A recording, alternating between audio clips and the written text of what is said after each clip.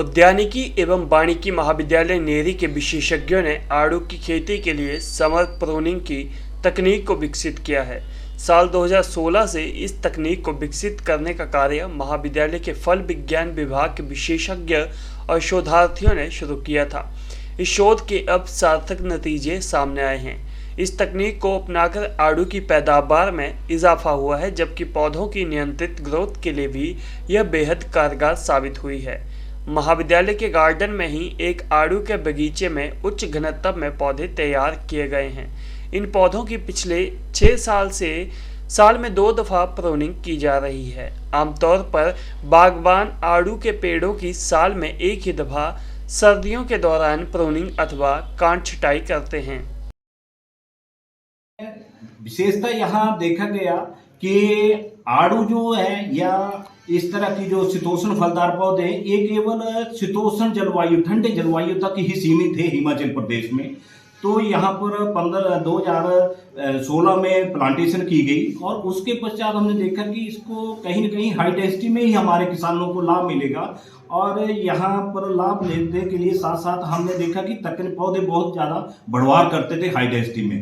तो हमने फिर गर्मियों के दिनों में, सर्दियों की प्रूनिंग तो होती है, उसमें काट छांट पूरे विश्व भर में की जाती है, लेकिन गर्मियों की प्रूनिंग हमने शुरू की और छात्रों के द्वारा ये शोध हुआ और वैज्ञानिकों के द्वारा, फल विज्ञान विभाग द्वारा, कि उसमें प्रूनिंग जून के 15 जून तक हम जब प्रूनिंग कर देते हैं, क्योंकि फल हमारा अप्रैल और मई 15 तक खत्म हो जाता है यहाँ का गर्म इलाके का आड़ू का। तो अगर 15 जून को हम प्रूनिंग कर देते हैं तो बहुत ही अच्छा साइज मिलता है और पौधे की बढ़वार कम रहती है और अगले साल के लिए जो सूट है, जो छटा है, वो पूरा मैच्योर हो जाता है। उससे क्या लाभ मिला कि पैदावार 2 क्रेट तक भी हमें 2.5 मीटर की दूरी पे जो पौधे लगे हैं उसके ऊपर हमें उत्पादन मिला और अच्छी क्वालिटी का उत्पादन मिला, अच्छा रंग मिलता है उसमें। तो यही हमने पाया, एक अलग ही इनोवेशन कह सकते हैं इसको, एक अलग तकनीक है हमारे पास। आड़ू में पता क्या है कि जो हमारे निचले इलाके मैदानी क्षेत्रों में जो जहाँ आड़ू उगाया जाता है उसकी फसल की जो तुड़ाई होती है लगभग मई महीने में ख़त्म हो जाती है और अगली फसल जो आती है वो जाके जनवरी में या फरवरी में फ्लावरिंग के साथ फ्रूट सेट होता है। तो लगभग 8 महीने तक का जो है वो ग्रोइंग पीरियड चला रहता है, जिसमें पौधे की बढ़वार होती रहती है। तो पौधा अगर हाई डेंसिटी का बगीचा है या वैसे भी अगर हम बगीचा लगा रहे हैं तो उसकी ग्रोथ को कंट्रोल करना बहुत मुश्किल होता है।